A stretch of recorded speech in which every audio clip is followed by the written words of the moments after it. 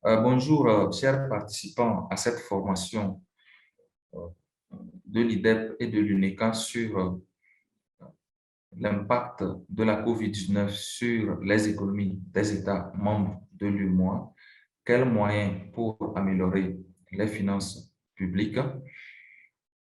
Donc, dans cette présentation, nous allons aborder le troisième module qui porte sur l'impact justement de la COVID-19 sur les économies des États membres de l'UEMOA en général et leurs finances publiques en particulier.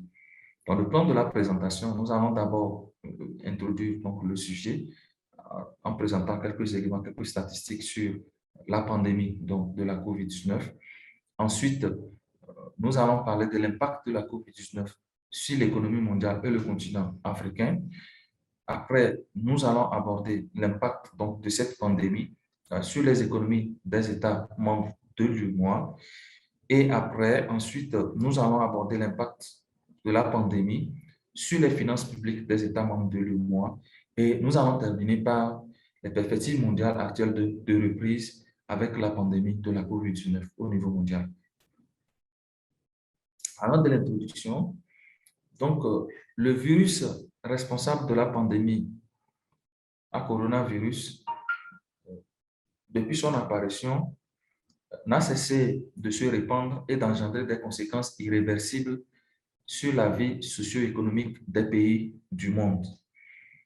Et ce module vise donc à offrir aux membres du Conseil de travail et du dialogue social de l'Union économique et monétaire ouest-africaine les informations essentielles de l'impact de cette pandémie sur les économies des États membres de l'UEMOA en essayant d'inférer sur les objectifs de développement durable, en particulier la pauvreté, pour montrer en quelque sorte la nécessité de mettre en place des politiques d'atténuation et des politiques de relance dans un contexte où les finances publiques qui devaient servir de relais, c'est-à-dire qu'on devait utiliser, n'est-ce pas, pour pouvoir faire face à cette pandémie, ces dépenses publiques aussi sont affaiblies.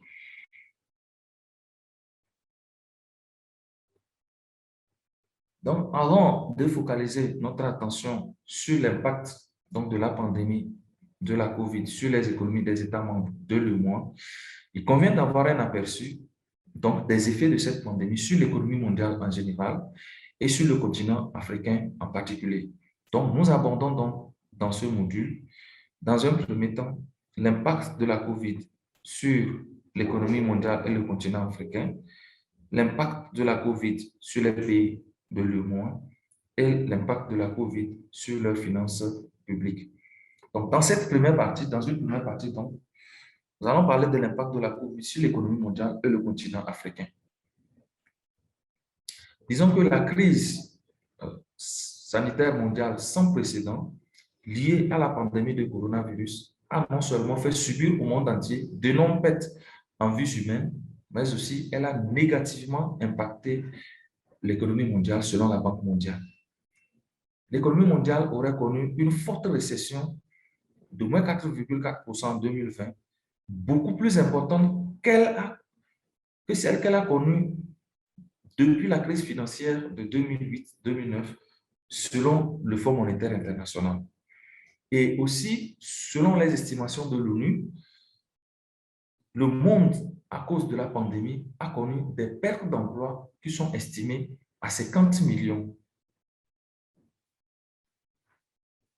Selon toujours ces estimations, près de 95 millions de personnes supplémentaires sont passées sous le seuil de l'extrême pauvreté en 2020. Et aussi, les pertes d'apprentissage ont été marquées dans les pays à faible revenu et les pays en développement où les élèves ont eu plus de mal à faire face aux fermetures d'établissements selon le Fonds monétaire international en 2021.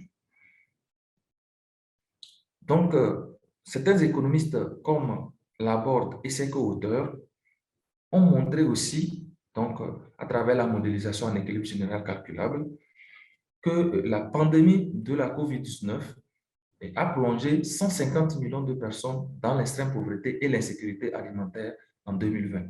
Donc, nous allons constater tout au long de cette présentation des résultats que les résultats divergent, les chiffres divergent en fonction des approches que les auteurs ont utilisées donc, pour pouvoir évaluer donc, l'impact de la COVID, en fonction des hypothèses faites sur, n'est-ce pas, d'abord la durée probable donc, de la pandémie, puisque ce sont des estimations, la durée probable de la pandémie, l'impact sur les revenus des ménages, les différents secteurs donc, de l'économie. Donc, ce sont ces hypothèses donc, qui vont faire varier donc les résultats que nous sommes en train de présenter. Mais, somme toute, nous allons voir à peu près, en quelque sorte de façon résumée, à quoi on peut, l'image donc, de l'effet donc, de cette pandémie, en moyenne, l'image donc, de l'effet de cette pandémie sur les économies au niveau mondial et au niveau du continent africain et en particulier dans les pays donc, de l'UEMOA. Donc, nous dirons que parallèlement à ces estimations, Mahler et ses co-auteurs ont aussi estimé l'impact d'une contraction des dépenses de 5%, donc une hypothèse optimiste, et d'une hypothèse pessimiste, d'une baisse des dépenses de baisse du PIB, pardon, de 8% au niveau mondial sur la pauvreté. Donc, ces auteurs ont trouvé que pour le scénario pessimiste et au seuil de 1,9 $ par jour, la pandémie a basculé, ce sont 11 millions de personnes dans l'extrême pauvreté. Sous le scénario pessimiste, elle aurait fait basculer 100 millions de personnes donc, dans l'extrême pauvreté. À partir donc, des prévisions macroéconomiques du Fonds monétaire international, Valency a aussi estimé l'effet donc, de la pandémie sur la pauvreté mondiale. L'auteur a trouvé qu'au seuil de 1,9 $ par jour, l'incidence a été de 0,1 point de pourcentage, et ce qui correspond à un basculement de 68%, ce sont 8 millions de personnes dans l'extrême pauvreté et une régression de 3 années en matière de progrès réalisés dans la réduction de la pauvreté mondiale. Donc, justement, quand on fait le rapprochement avec les progrès réalisés, on comprend en quelque sorte ce que cette pandémie a coûté véritablement au monde. 3 années de progrès, c'est beaucoup d'efforts, c'est beaucoup d'investissements, c'est beaucoup de mobilisation de ressources, et à cause d'un événement qui arrive de façon exogène d'un seul coup et qui s'oppose à tous les pays du monde, voilà, on va perdre, n'est-ce pas, tous ces efforts-là consentis pendant des années. Donc, au début de l'année 2000, les prévisions postulaient un impact plus sévère donc, de la pandémie au coronavirus dans les pays en développement, comme ceux donc, de l'Afrique subsaharienne, que ce soit du côté de la résilience des systèmes sanitaires et que ce soit aussi sur leurs économies. Mais à l'heure actuelle, on sait que ces pays-là n'ont pas aussi subi le plus grand nombre de morts, mais même si au niveau donc, de l'impact sur, comment l'appelle-t-on, les décès, on a enregistré moins de décès, nos économies, ou bien les économies des pays africains ont été le plus sévèrement touchées par cette pandémie. Et donc, cela a affecté donc, les finances publiques de ces pays, et particulièrement les objectifs de développement, comme la pauvreté, la réduction des inégalités, la sécurité alimentaire. La perte donc des recettes fiscales et les flux financiers externes liés à la COVID, combinés à la baisse du taux de change, ont plongé le continent dans une sévère crise économique. Le PIB de l'Afrique s'est contracté de 2,1% en 2020, poussant environ 30 millions d'Africains dans l'extrême pauvreté, et on estime qu'à défaut d'un soutien approprié, environ 39 millions d'Africains pourraient tomber dans l'extrême pauvreté en 2021, selon les estimations de la Banque africaine de développement en 2021.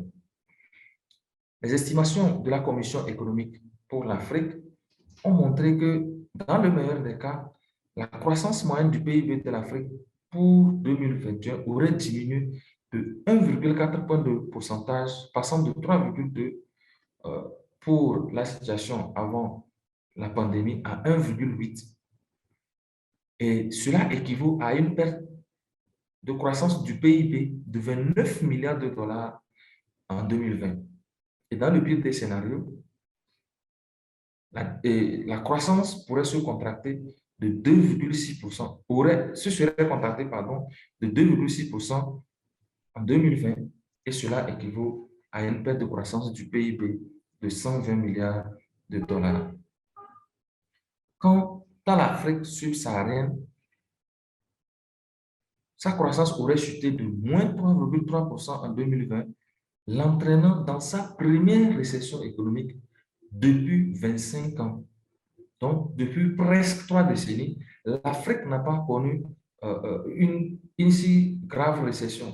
Même si on observe des récessions par endroits localisés, euh, en somme, l'Afrique sort comme l'un des continents, n'est-ce pas, qui enregistre des taux de croissance élevés. Mais voilà, à cause donc de la pandémie de la COVID-19, depuis 25 ans, on va enregistrer une récession de 3, une chute donc de la croissance de 3,3%.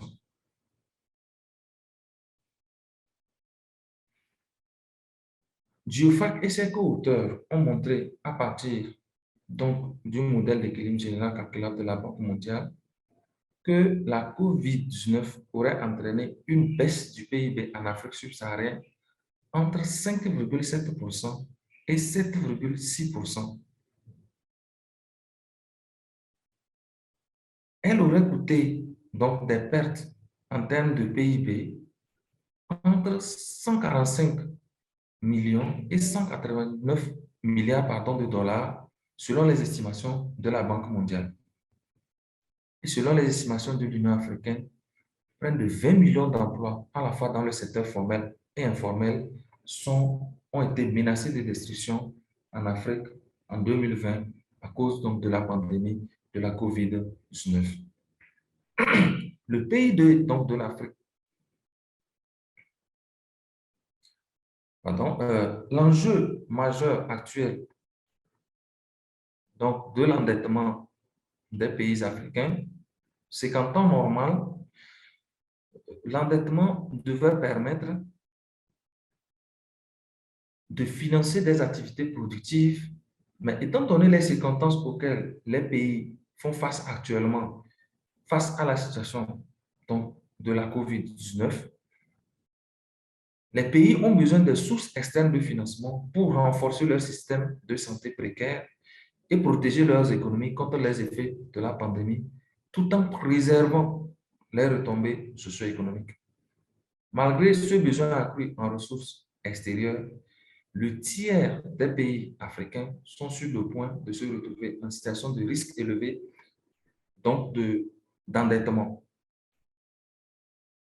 En plus, dans ce contexte où la COVID continue de sévir encore, on n'en est pas encore sorti, les agences de notation continuent de jouer un rôle important dans le fait que la COVID aura sur les économies africaines.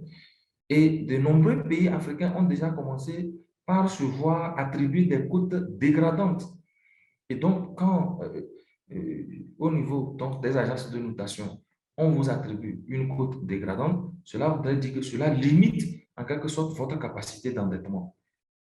Cela limite votre capacité d'endettement, alors que c'est le moment ou jamais où les pays ont besoin euh, de pouvoir obtenir donc des ressources nécessaires pour pouvoir financer euh, leur système de santé, reconstruire des systèmes de santé résilients et construire, bâtir des économies aussi résilientes. Et c'est pourquoi justement cette formation est si importante pour pouvoir comprendre justement non seulement l'effet que la pandémie a sur les économies africaines, ou particulièrement quand nous allons aborder celui de l'UEMOA, mais aussi de pouvoir trouver des stratégies, des voies et moyens pour pouvoir mobiliser les ressources pour faire face à ces besoins accrus-là liés à la pandémie de la COVID-19.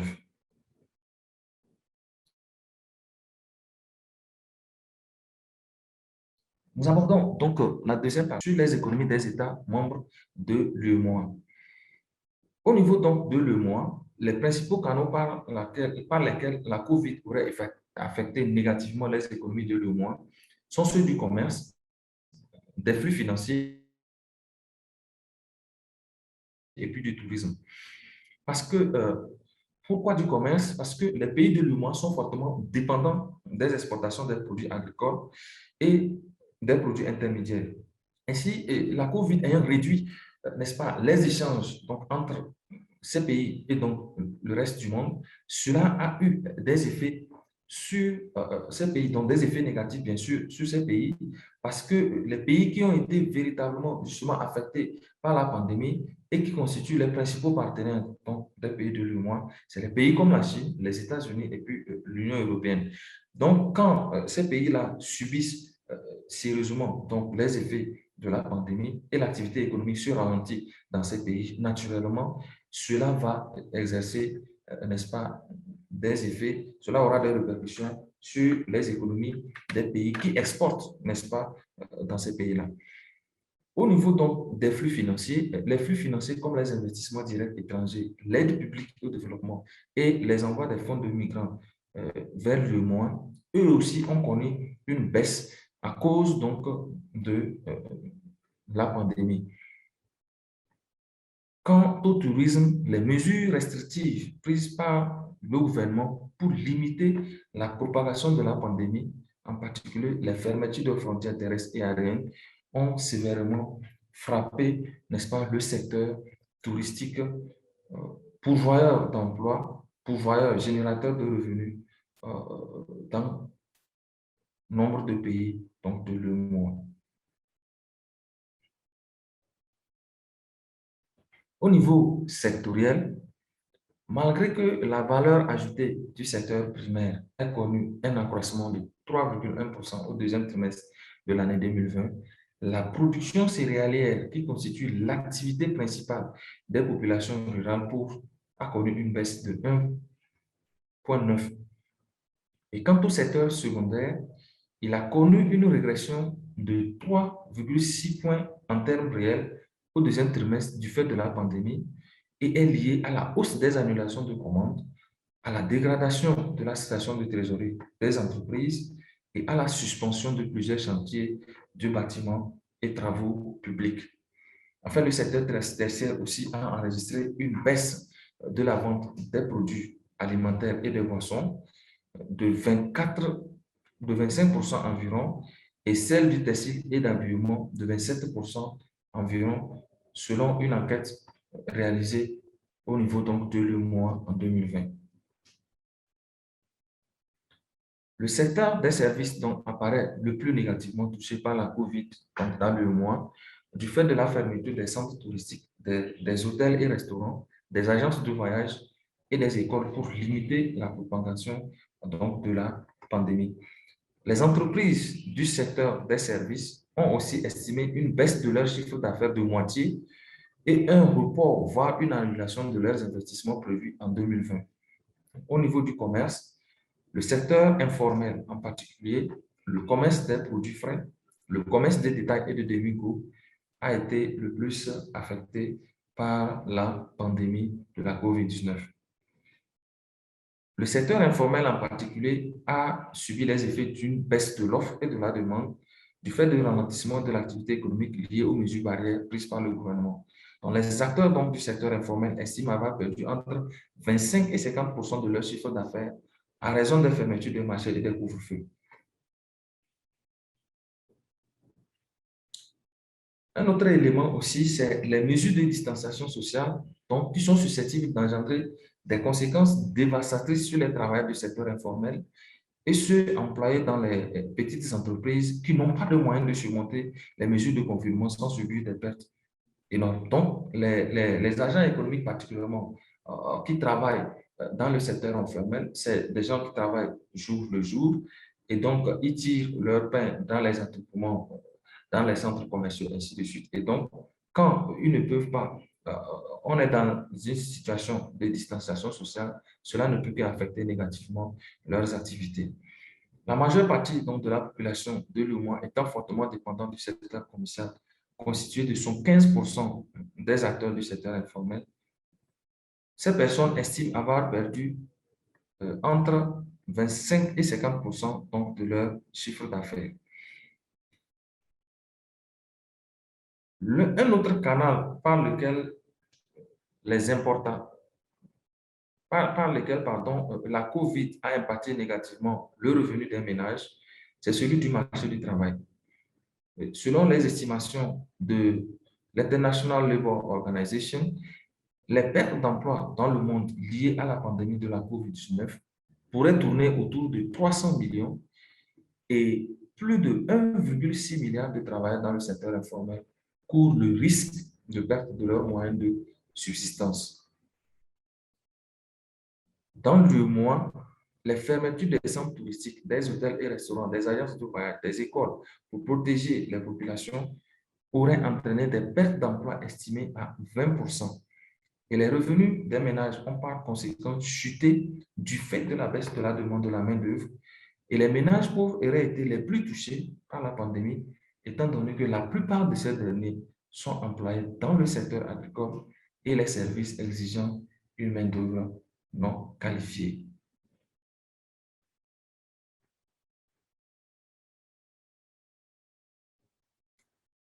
Bien que le secteur agricole ne soit pas le plus directement touché par, excusez-moi, j'ai un petit souci.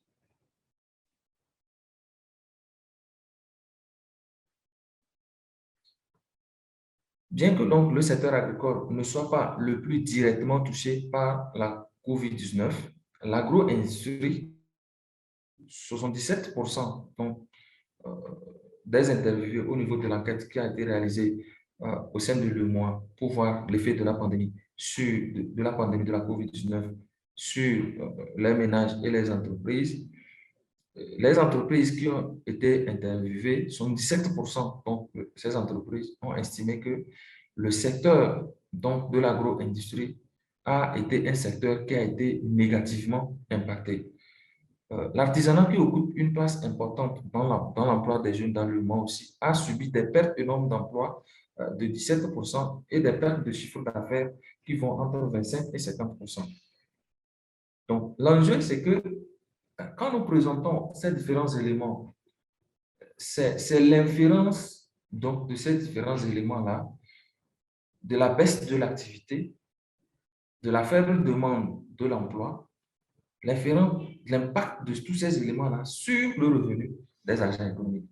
Puisque dès le départ, nous avons dit que tout ce que l'État fait, en fait, par son intervention, c'est de pouvoir faire quoi? C'est de pouvoir améliorer le bien-être collectif. Et donc, quand le phénomène comme la pandémie de la COVID-19 ralentit l'activité économique de ces personnes, c'est que ça a pour conséquence d'anéantir ou de réduire donc, leurs revenus et donc le bien-être collectif.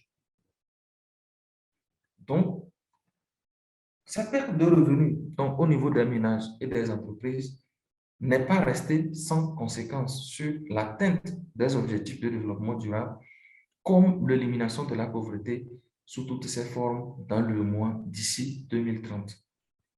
En effet, Wonyira et ses co-auteurs, à partir donc, de la base de données de la Banque mondiale, en considérant trois scénarios de réduction ou bien de contraction de dépenses de consommation des ménages de 5%, 10% et 25%, ont essayé d'évaluer ou bien de mesurer l'effet donc, de court terme de la pandémie de la COVID-19 sur la pauvreté dans le mois.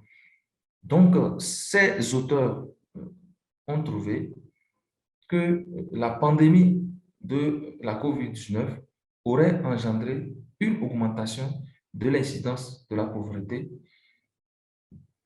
donc dans l'espace du mois de l'ordre de 3,2, 2,7 et 1,1 respectivement au seuil de pauvreté de 1,9, 3,2 et 5,5 dollars par jour.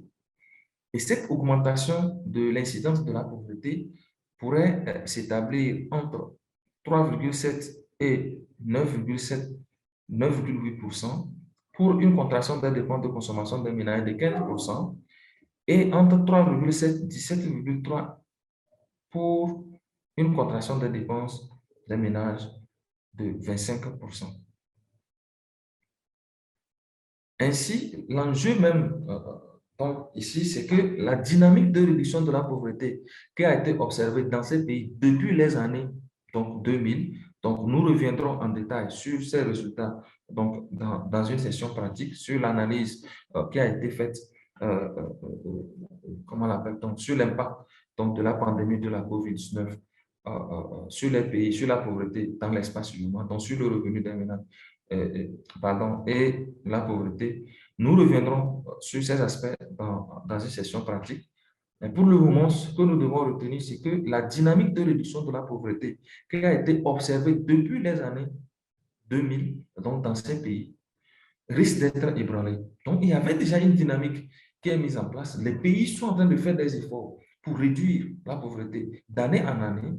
Et voilà, cette pandémie vient comme un obstacle, donc qui vient se dresser pour empêcher, n'est-ce pas, pour rompre cette dynamique donc, de réduction donc, de la pauvreté.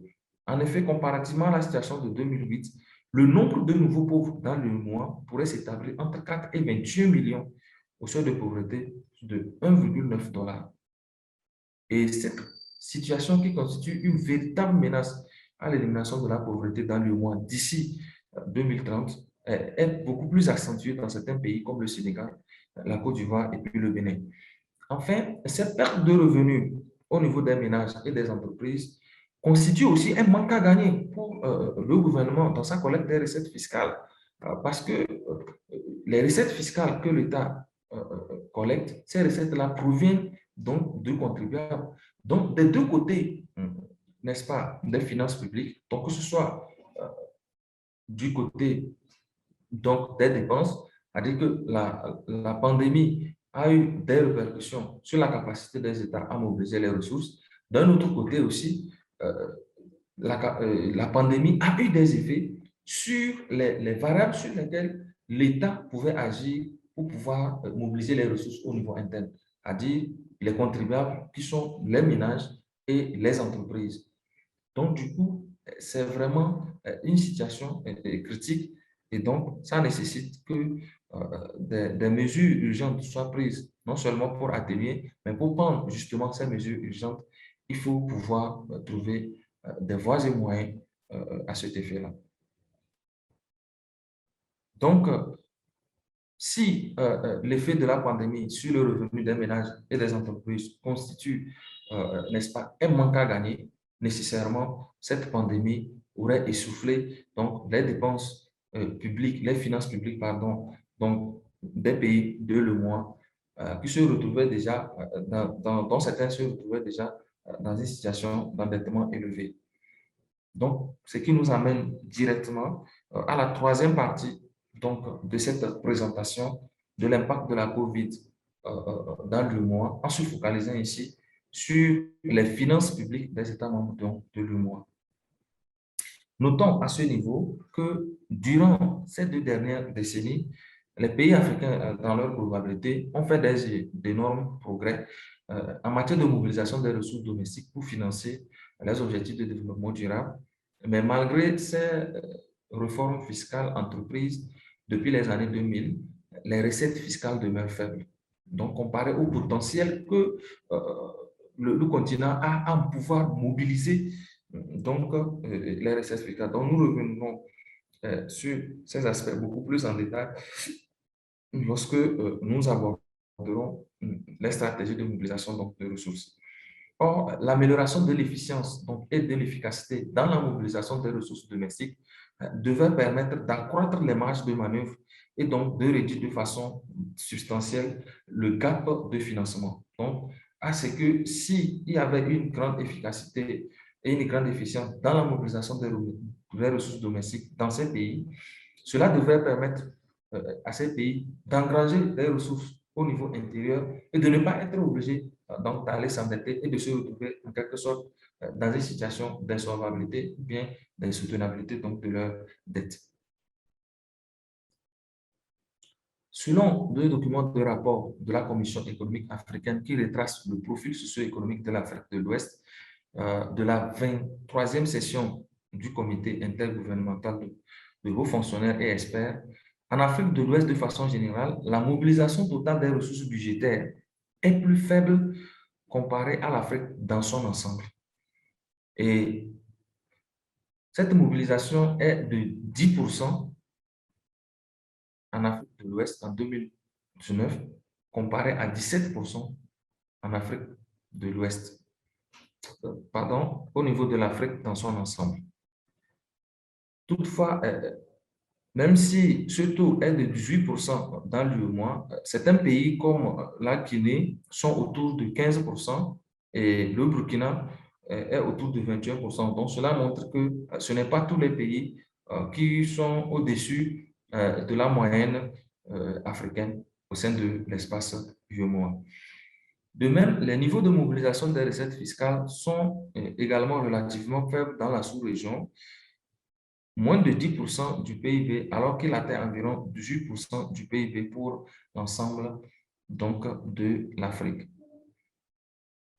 Malgré les mesures d'assainissement budgétaire prises par plusieurs pays de la région Afrique de l'Ouest, le déficit budgétaire de l'Afrique de l'Ouest a légèrement augmenté, passant de 4,3% à 4,5% en 2018, entre 2018 et 2019. Dans le mois, ce déficit global hors don est ressorti à 4,3% du PIB en 2019 contre 5,2% en 2018. Ces taux qui sont supérieurs au standard de 3% du PIB recommandé dans le cadre des critères de convergence de la CEDEAO et du l'UEMOA, donc témoignent bien d'une relative détérioration des finances publiques dans les pays de l'Afrique de l'Ouest. Donc, particulièrement par rapport à cette situation, pré-COVID-19, cette situation était liée en partie, n'est-ce pas, au changement climatique et aussi à un ralentissement de l'activité économique au niveau mondial avant même la pandémie de la COVID-19. Maintenant, la pandémie de la COVID-19 va venir exacerber la situation, des efforts d'assainissement budgétaire, car maintenant les gouvernements font face à la contrainte d'augmenter les dépenses publiques de santé avec leurs ressources qui sont déjà limitées. En particulier, les pays qui avaient déjà un déficit élevé, ont eu des marges de manœuvre limitées pour pouvoir contenir la propagation de la pandémie. En moyenne, le déficit budgétaire de la sous-région aurait augmenté de plus de 40% en 2020 pour atteindre 6,4%. Et dans le mois, le déficit global hors bilan représenterait 7,7% du PIB en 2020. Donc, par rapport au standard de 3% du PIB selon les critères de convergence.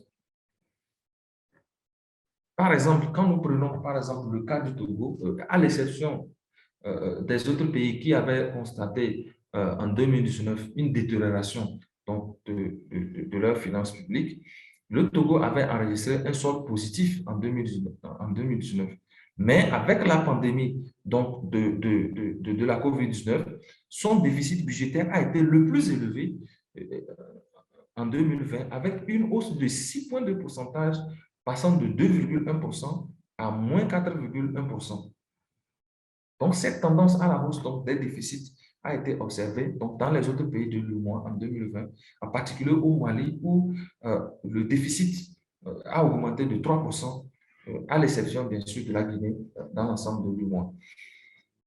Les augmentations des déficits budgétaires dans les pays de l'UEMOA entre 2019 et 2020 sont principalement dues aux augmentations des dépenses représentant les dépenses de santé plus importantes et des mesures discrétionnaires de relance dans certains pays. Donc, les pays ont dû faire face à des dépenses de santé énormes qu'elles ne pouvaient pas ne pas prendre, des engagements qu'elles ne pouvaient pas ne pas prendre, et puis certaines mesures de politique, des transferts aux ménages en nature des garanties de financement pour les entreprises, des mesures de subvention, des reports de collecte des recettes fiscales. Tous ces éléments-là ont eu véritablement un impact sur les finances publiques des États membres de l'UEMOA à cause justement de la pandémie de la COVID-19. Donc, de cette situation, certains pays donc, de l'UEMOA semblent être retombés dans l'endettement depuis qu'ils ont atteint le point d'achèvement de l'initiative PPTE. Les pays comme le Togo, la Guinée-Bissau et le Sénégal ont des niveaux donc, d'endettement supérieurs à 60% donc, du PIB. Et au sein de l'UEMOA, entre 2019 et 2020, le niveau de l'endettement, le ratio d'endettement aussi a augmenté, passant de 44,5% en 2019 à 48% en 2020. Donc, dans un contexte marqué par les effets de la crise sanitaire sur les économies euh, de l'UEMOA, la conférence des chefs d'État et de gouvernement de l'Union a décidé, le 27 avril 2020, la suspension temporaire de l'application du pacte de convergence de stabilité et de croissance. L'objectif, c'est de donner, n'est-ce pas, une marge de manœuvre supplémentaire donc, à ces pays-là pour pouvoir leur permettre d'augmenter en quelque sorte euh, leurs dépenses et donc quelque part leur endettement pour pouvoir faire face, n'est-ce pas, à cette situation de crise. Et donc, si on doit augmenter nos dépenses publiques pour faire face euh, euh, à, comment l'appelle-t-on, euh, à la situation de la crise, est-ce que ce serait par un renforcement donc, des recettes fiscales, un renforcement de la mobilisation donc des recettes fiscales, puisque le niveau de mobilisation des ressources n'est pas encore à son niveau potentiel. Il y a encore des gains d'efficience à réaliser. Est-ce que ce serait à travers, comment l'appelle-t-on, l'endettement? Et donc, si c'est l'endettement, dans quelle mesure il faut pouvoir, quelles sont les options qu'il faut adopter? Ces différents éléments seront davantage discutés dans les modules qui vont suivre.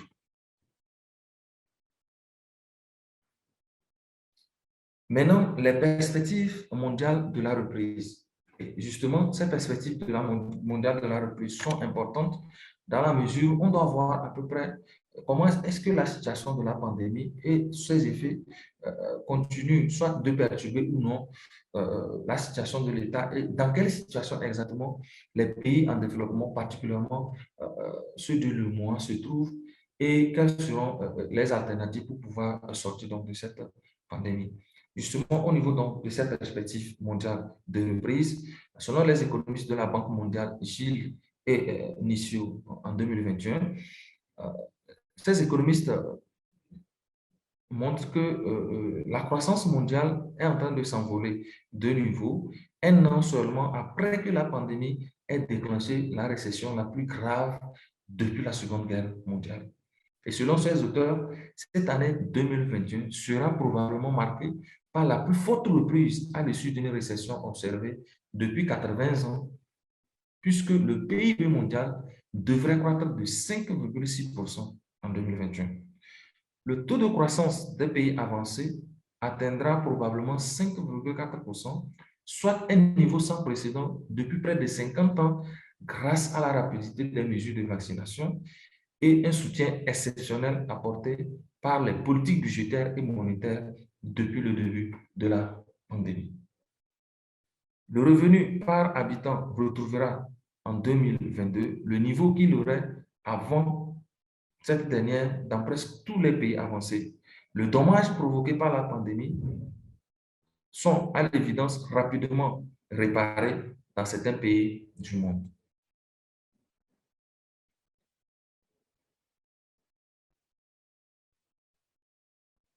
Mais cela n'est pas le cas, bien sûr, pour certaines parties du monde.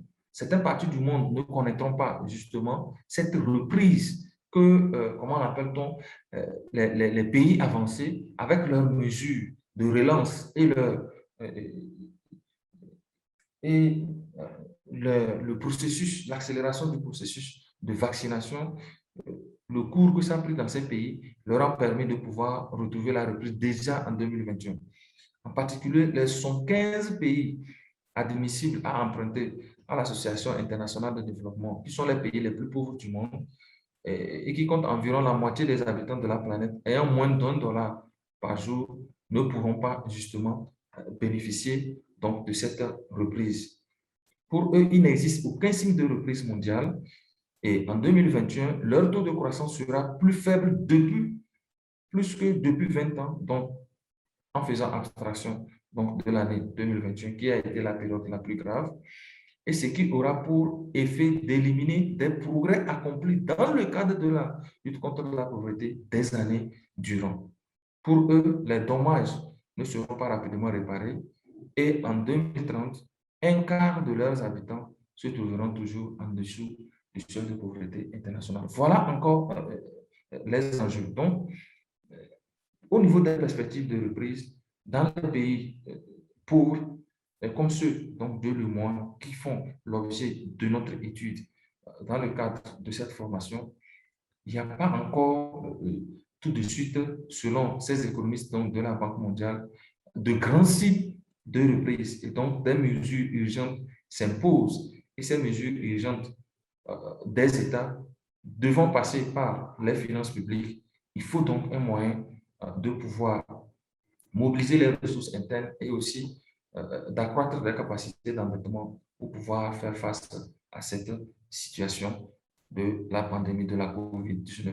Je vous remercie pour votre aimable attention.